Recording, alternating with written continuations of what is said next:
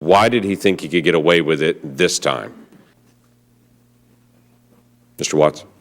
I think this answer is very simple and is what no one is really saying in this room, which is part of the reason active measures have worked in this U.S. election is because the commander-in-chief has used Russian active measures at time against his opponents. On 14 August 2016, his campaign chairman, after a debunked Incirlik... When you say his, who's his? Paul Manafort, okay. Cited the fake Incirlik story as a terrorist attack on CNN, and he used it as a talking point.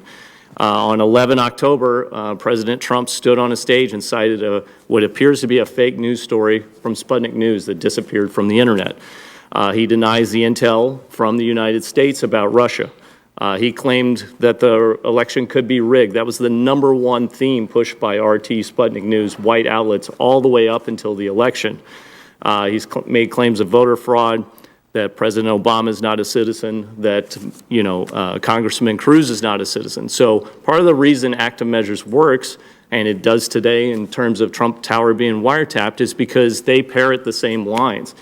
So Putin is correct. He can say that he's not influencing anything because he's just putting out his stance.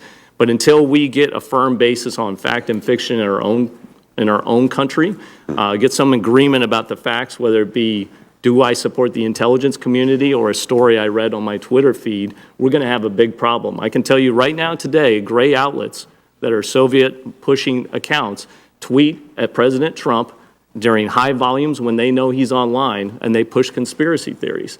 So if he is to click on one of those or cite one of those, it just proves Putin correct, that we can use this as a lever against the Americans. I'm going to be cyber attacked. I'm going to be discredited by trolls. My biggest fear isn't being on Putin's hit list or psychological warfare targeting. I've been doing that for 2 years. My biggest concern right now is I don't know what the American stance is on Russia and who's going to take care of me. I mean, after years in the Army and the FBI, working in the intel communities today, I'm going to walk out of here and ain't nobody going to be covering my back. I'm going to be on my own.